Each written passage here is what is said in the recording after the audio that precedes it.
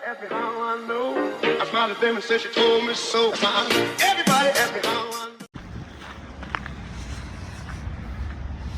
ਕਿਸਮਤ ਹੋਵੇ ਤਾਂ ਮੇਰੇ ਵਰਗੀ, ਕਿਹੜੇ ਮੋੜ ਤੇ ਕਿਹੜੇ ਫਿਕਰਾਂ ਚ ਮੈਂ ਘਰ ਜਾਣਾ ਪਤਾ ਹੀ ਨਹੀਂ ਚੱਲਣਾ। ਘੁੰਮ ਫਿਰ ਕੇ ਸਿੱਧਾ ਹੀ ਕੰਮ ਤੇ ਚਲਾ ਗਿਆ। ਫਿਰ ਮੈਂ ਕਿਹਾ ਚੱਲ ਕੱਪੜੇ ਕੁਪੜੇ ਜਿਮ ਦੇ ਚੱਕ ਲਈਏ। ਮੇਰੇ ਦਿਮਾਗ 'ਚ ਨਹੀਂ ਰਿਹਾ ਜੈਕਟ ਜਿਹਨੇ ਚੱਕਣੀ ਆ। ਉਹ ਬਈ ਬਾਹਰ ਸਨੋ ਪੈਣ ਡਈ ਏ, ਮੈਂ ਟੀ ਸ਼ਰਟ ਪਾ ਕੇ ਘੁੰਮਣ ਡਿਆ। ਲੋਕੀ ਮੈਨੂੰ ਸਮਝਦੇ ਪਾਗਲ ਆ ਕੌਣ, ਇਹ ਪਾਗਲ ਹੀ ਆ। ਜੈਕਟ ਕਿਉਂ ਨਹੀਂ ਲੈ ਕੇ ਆਇਆ ਮੈਂ? ਮਰਦ ਮਨ ਬਰੋ ਮਰਦ। ਉਹ ਜ਼ਮਾਨੇ 'ਚ ਕਿਹੜਾ ਲੋਕੀ ਜੈਕਟ ਪਾ ਕੇ ਘੁੰਮਦੇ ਸੀਗੇ, ਜੋ ਆਦੀ ਮਾਨਵ ਸੀਗੇ। ਹਾਂ, ਬੀ ਸਟਰੋਂਗ।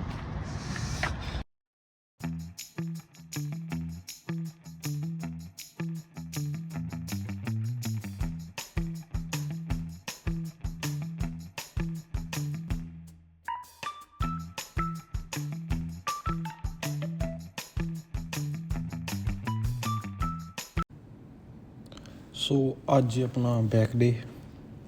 ਹਮੇਸ਼ਾ ਬੈਕ ਦੀ ਸ਼ੁਰੂਆਤ ਮੈਂ ਕਰਦਾ ਡੈਡ ਲਿਫਟ ਦੇ ਨਾਲ, ਕਿ ਕੰਪਾਊਂਡ ਮੂਵਮੈਂਟ ਨੂੰ ਪਹਿਲਾਂ ਜ਼ੋਰ ਦੇ ਦਈਏ। ਉਸ ਤੋਂ ਬਾਅਦ 'ਚੋਂ ਐਨਰਜੀ ਇੰਨੀ ਰਹਿੰਦੀ ਨਹੀਂ ਹੈ, ਐਨਰਜੀ ਹੌਲੀ ਹੌਲੀ ਕਰਕੇ ਡਿਪਲੀਟ ਹੁੰਦੀ ਆ। ਤਾਂ ਸਟਾਰਟਿੰਗ 'ਚ ਜਿਹੜਾ ਪਹਿਲਾ ਸੈੱਟ ਹੁੰਦਾ, ਪਹਿਲੀ ਐਕਸਰਸਾਈਜ਼ ਹੁੰਦੀ ਆ, ਉੱਤੇ ਜਿੰਨਾ ਜ਼ੋਰ ਲਗਾਇਆ ਜਾ ਸਕਦਾ ਲਗਾ ਲਈਏ। ਬਟ ਅੱਜ ਡੈਡ ਲਿਫਟ ਲਾਉਣ ਦਾ ਦਿਲ ਨਹੀਂ ਸੀਗਾ, ਬੈਕ ਜਿਮ ਹੀ ਨਹੀਂ ਲਾਉਣ ਦਾ ਦਿਲ ਕਰ ਰਿਹਾ। ਐਜ਼ ਯੂ ਨੋ, ਜੈਕਟ ਭੁੱਲ ਗਿਆ ਸੀ, ਠੰਡ ਦੇ ਛੇਤੀ ਆ ਗਿਆ ਮੈਂ। ਬਟ ਦਿਮਾਗ ਦੀ ਜੇ ਗੇਮ ਖੇਡੀ ਹੈ ਤਾਂ ਐਕਸਰਸਾਈਜ਼ ਨੂੰ ਮੈਂ ਚੇਂਜ ਕਰਤਾ ਕਿਸੇ ਹੋਰ ਐਕਸਰਸਾਈਜ਼ ਦੇ ਨਾਲ, ਜੋ ਕਿ ਆ ਬੈਂਡ ਓਵਰ ਰੋਜ਼। ਬਟ ਫੇ ਦਿਮਾਗ 'ਚ ਸਨਕ ਕਿ ਡੈਡ ਜਿਵੇਂ ਇੰਨੀ ਹੈਵੀ ਲਗਾਉਂਦਾ ਸੀ, ਐਕਸਰਸਾਈਜ਼ ਮੈਂ ਕੁਛ ਹੋਰ ਲਗਾਊਂਗਾ, ਉਹਨਾਂ ਹੈਵੀ ਨਹੀਂ ਲਗਾਉਣਾ। ਪਹਿਲੇ ਐਕਸਰਸਾਈਜ਼ ਦਾ ਜਿਹੜਾ ਜ਼ੋਰ ਆ ਉਹ ਲੱਗਣਾ ਨਹੀਂ, ਯੂਟੀਲਾਈਜ਼ ਨਹੀਂ ਕਰ ਸਕਦਾ ਉਹ ਐਨਰਜੀ ਮੈਂ। ਫਿਰ ਮੈਂ ਕਿਹਾ ਕੋਈ ਨਹੀਂ, ਲਗਾਊਂਗਾ। ਸਟਾਰਟਿੰਗ ਕੀਤਾ ਮੈਂ 45 ਅਤੇ 10 ਦੀਆਂ 3 ਪਲੇਟਾਂ ਪਾ ਤੀਆਂ ਡਾਇਰੈਕਟਲੀ ਵਿੱਚ। ਕਰਤਾ ਇਹਨੂੰ ਸਟਾਰਟ, 8 ਰੈਪ ਕੱਢੇ। ਫਿਰ ਹੌਲੀ ਹੌਲੀ ਕਰਕੇ 10 ਦੀ ਪਲੇਟਾਂ ਕੱਢੀਆਂ, ਫਿਰ ਹੋਰ 10 ਖਿੱਚੇ, ਫਿਰ ਮੈਂ 10 ਦੀ ਕੱਢੀ, ਫਿਰ ਮੈਂ ਹੋਰ ਖਿੱਚੇ। ਮੈਂ ਕੀ ਕੀਤਾ, ਡਰੋਪ ਸੈੱਟ ਕੀਤਾ। ਡਰੋਪ ਸੈੱਟ ਕੀ ਹੁੰਦਾ ਵਾ ਕਿ ਤੁਸੀਂ ਜਿੰਨਾ ਬੋਡੀ ਨੂੰ ਭਾਰ ਦੇਣਾ, ਜਿੰਨਾ ਉਹ ਕਰ ਸਕਦਾ ਯੂਜ਼, ਉਹ ਕਰਕੇ ਹਲਕਾ ਹਲਕਾ ਵੇਟ ਘਟਾਈ ਜਾਣਾ। ਬੋਡੀ ਨੂੰ ਲੱਗਣਾ ਕਿ ਤੁਸੀਂ ਹਲਕਾ ਲਗਾ ਰਹੇ, ਬਟ ਤੁਹਾਡੇ ਮਸਲ ਪੰਪਡ ਅਪ ਹੋਏ ਨੇ ਆ, ਬਲੱਡ ਫਲੋ ਇਨਕਰੀਜ਼ ਹੋਣਾ ਪ੍ਰੋਪਰ, ਉਹਦੇ ਵਿੱਚ ਰਚ ਜਾਣਾ। ਅਤੇ ਬੋਡੀ ਨੂੰ ਲੱਗਣਾ ਹਲਕਾ ਵਾ, ਬਟ ਤੁਸੀਂ ਕੰਮ ਕਰ ਰਹੇ ਆ, ਐਂਡਿਓਰੈਂਸ ਕ੍ਰੀਏਟ ਕਰ ਰਹੇ ਆ, ਤਾਂ ਉਹ ਮਸਲ ਲਈ ਵਧੀਆ ਚੀਜ਼ ਆ ਉਹ। ਇਹਦੇ ਕਰਕੇ ਮੈਂ ਡਰੋਪ ਸੈੱਟ ਆਪਣਾ ਪੂਰਾ ਕੀਤਾ ਅਤੇ ਆਪਣੀ ਜਿੱਦ ਪੁਗਾਈ ਸੈੱਟ ਲਾਉਣ ਦੀ। ਦੂਸਰੀ ਐਕਸਰਸਾਈਜ਼ ਮੈਂ ਫਿਰ ਸੋਚਿਆ ਜੇ ਅੱਜ ਡਿਫਰੈਂਟ ਹੀ ਕਰਦਾ ਤਾਂ ਸਾਰੀਆਂ ਚੀਜ਼ਾਂ ਹੀ ਮੈਂ ਡਿਫਰੈਂਟ ਕਰ ਦੇਵਾਂ। ਫਿਰ ਮੈਂ ਆਹ ਵਾਲਾ ਸੈੱਟ ਸ਼ੁਰੂ ਕੀਤਾ ਬੈਕ ਦਾ, ਅਤੇ ਮੈਨੂੰ ਇਹਦਾ ਨਾਮ ਨਹੀਂ ਪਤਾ। ਆਪਣੀ ਜੇ ਦੇਸੀ ਭਾਸ਼ਾ ਕਹੀਏ, ਪੰਜਾਬ ਦੇ ਵਿੱਚ ਜਦੋਂ ਅਸੀਂ ਜਿਮ ਲਗਾਉਂਦੇ ਸੀਗੇ, ਇਹਨੂੰ ਪੋਲੋ ਕਹਿੰਦੇ ਹੁੰਦੇ ਸੀਗੇ। ਹੁਣ ਪੋਲੋ ਵੀ ਕਿਉਂ ਕਹਿੰਦੇ ਸੀਗੇ ਆਈ ਡੋਂਟ ਨੋ। ਮੇਨ ਮਤਲਬ ਹੁੰਦਾ ਐਕਸਰਸਾਈਜ਼ ਲਾਉਣ ਦੇ ਨਾਲ ਤੁਹਾਨੂੰ ਪਤਾ ਹੋਵੇ ਕਿਹੜੇ ਮਸਲ ਦਾ ਵਾ, ਨਾਮ 'ਚ ਕੀ ਰੱਖਿਆ ਵਾ। ਬਾਕੀ ਤੁਸੀਂ ਨੈੱਟ 'ਤੇ ਜਾ ਕੇ ਦੇਖ ਸਕਦੇ ਆ ਇਸ ਐਕਸਰਸਾਈਜ਼ ਦਾ ਨਾਮ ਹੈਗੀ ਆ। ਇਹ 'ਚ ਕੀ ਆ, ਪ੍ਰੋਪਰ ਨੀਚੇ ਤੱਕ ਜਾਣਾ ਵਾ। ਉਹਦੇ ਨਾਲ ਕੀ ਆ, ਜਿਹੜੇ ਆਪਾਂ ਲੈਟਸ ਆ ਉਹ ਖੁੱਲ੍ਹ ਜਾਣੇ ਆ। ਬਸ ਇਹ ਆ ਕਿ ਕੋਰ ਨੂੰ ਐਂਗੇਜ ਰੱਖਣਾ ਵਾ। ਮੈਨੂੰ ਪਤਾ ਆਹ ਵਾਲੇ ਸੈੱਟ ਦੇ ਵਿੱਚ ਮਾੜੇ ਮਾੜੇ ਜਿੱਦਾਂ ਪੇਟ ਉੱਤੇ ਜਾ ਰਿਹਾ ਸੀ, ਪੇਟ ਥੱਲੇ ਆ ਰਿਹਾ ਸੀਗਾ, ਇਹ 'ਚ ਐਂਗੇਜ ਨਹੀਂ ਹੋ ਰਿਹਾ ਸੀਗਾ। ਤਾਂ ਫਿਰ ਮੈਂ ਅਗਲਾ ਜਿਹੜਾ ਸੈੱਟ ਆ, ਜਦੋਂ ਮੈਂ ਆਪਣੀ ਵੀਡੀਓ ਬਣਾਉਣ ਦਾ ਦੇਖੋ ਇਹ ਵੀ ਫਾਇਦਾ ਹੁਣ ਹੈਗਾ ਵਾ, ਆਪਣੀ ਫੋਮ ਦਾ ਤੁਹਾਨੂੰ ਪਤਾ ਚੱਲ ਜਾਂਦਾ ਵਾ, ਜੋ ਅਸੀਂ ਉਹਨੂੰ ਦੁਬਾਰਾ ਚੈੱਕ ਕਰਦੇ ਹਾਂ।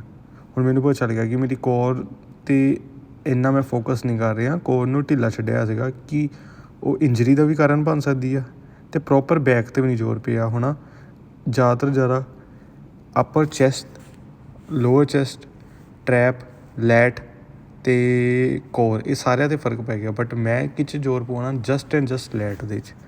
ਫਿਰ ਮੈਂ ਹੁਣ ਆਹ ਵਾਲਾ ਜਿਹੜਾ ਸੈੱਟ ਸੀ, ਇਹ ਹੈਵੀ ਜ਼ਰੂਰ ਆ, ਬਟ ਮੈਂ ਇੱਕ ਚੀਜ਼ ਦਿਮਾਗ 'ਚ ਰੱਖੀ ਕਿ ਮੈਂ ਆਪਣੀ ਕੋਰ ਨੂੰ ਐਂਗੇਜ ਰੱਖਣਾ ਪੂਰਾ।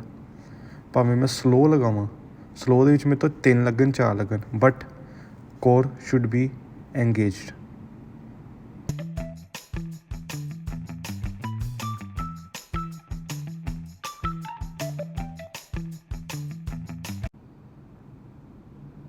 ਪ੍ਰੋਪਰ ਸੈਟਿੰਗ ਕਰ ਲਈ ਇੱਕ ਵਾਰ ਬੈਂਚ 'ਤੇ, ਬਾਅਦ 'ਚੋਂ ਹੌਲੀ ਉੱਤੇ ਜਿਹੜੀ ਰੇਂਜ ਦੇ ਵਿੱਚ ਤੁਸੀਂ ਕੰਟਰੈਕਟ ਕਰ ਰਹੇ ਆ ਉਹੀ ਰੇਂਜ ਦੇ ਵਿੱਚ ਆ ਕੇ ਸਟਰੈਚ ਕਰਨਾ ਵਾ। ਬਸ ਇੰਨਾ ਹੀ ਸਲੋ ਰੱਖਣਾ ਕਿ ਤੁਹਾਡੀ ਲੈਟਸ ਪ੍ਰੋਪਰ ਟ੍ਰੇਨ ਹੋਵੇ।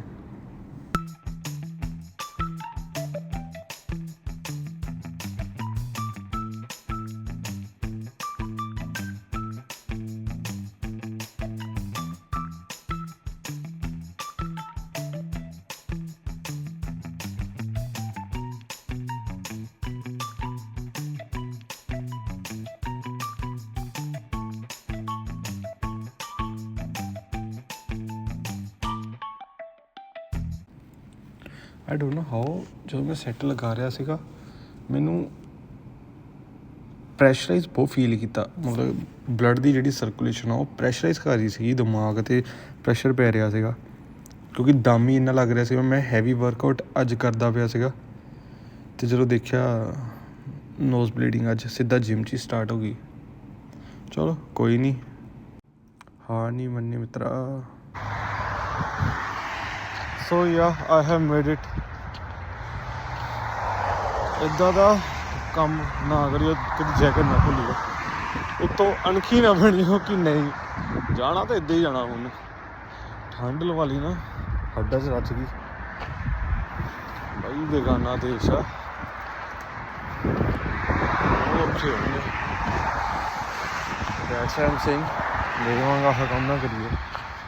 ਮੈਂ ਪਤਾ ਨਹੀਂ ਕੀ ਸੋਚ ਕੇ, ਨਹੀਂ ਮੈਂ ਤਾਂ ਜਾਣਾ, ਮੈਂ ਇੱਦਾਂ ਹੀ ਆਈ ਐਮ ਹੀ ਮੈਨ ਨੂੰ ਜਦੋਂ ਇਹ ਲੱਗ ਗਈ ਨਾ ਠੰਡ, ਫੇਰ ਇਹਦੀ ਜੋ ਭੂਤਨੀ ਘੁੰਮਣੀ ਆ। Oh my God, home sweet home.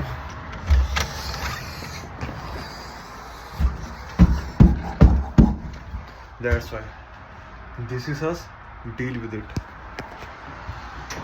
हम तो ऐसा ही है भाई।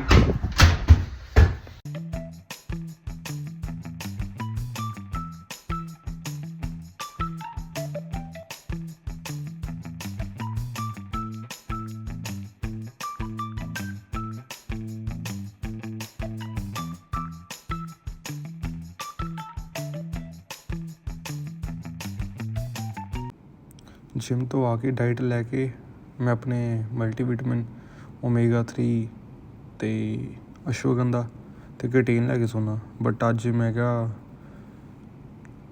ਡੋਲੋ ਵੀ ਖਾ ਹੀ ਲੈਂਦਾ, ਕੀ ਪਤਾ ਸਿਹਤ ਜੇ ਖਰਾਬ ਹੋ ਜਾਵੇ ਤੋਂ ਪਹਿਲਾਂ ਹੀ ਬਚਾਵ ਰੱਖਾਂ ਮੈਂ।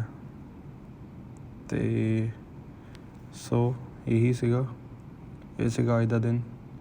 ਅਤੇ ਆਈ ਵੁੱਡ ਰਿਕੁਐਸਟ ਯੂ ਕਿ ਮੇਰੇ ਵਾਂਗ ਗਲਤੀ ਨਾ ਕਰਿਓ, ਕਦੀ ਵੀ ਆਪਣੀ ਜੈਕਟ ਘਰੇ ਨਾ ਭੁੱਲਿਓ। ਜੇ ਭੁੱਲ ਵੀ ਗਈ ਤਾਂ ਖਰੇ ਨਾ ਬਣਿਓ, ਸਿੱਧਾ ਘਰੇ ਜਾਈਓ। That's all. ਬਾਕੀ ਖੁਸ਼ ਰਹੋ, ਆਬਾਦ ਰਹੋ, ਇੱਦਾਂ ਹੀ ਹੱਸਦੇ ਵੱਸਦੇ ਰਹੋ, ਕਿਸੇ ਦੀ ਪਰਵਾਹ ਨਹੀਂ ਕਰਨੀ, ਕਿਸੇ ਨਾਲ ਕੋਈ ਲੈਣਾ ਦੇਣਾ ਨਹੀਂ, ਆਪਣੇ ਨਾਲ ਲੈਣਾ ਦੇਣਾ ਰੱਖੋ, ਆਪਣੇ ਆਪ ਨਾਲ ਕੰਪੀਟ ਕਰੋ। ਜੈ ਹਿੰਦ, ਵੰਦੇ ਮਾਤਰਮ।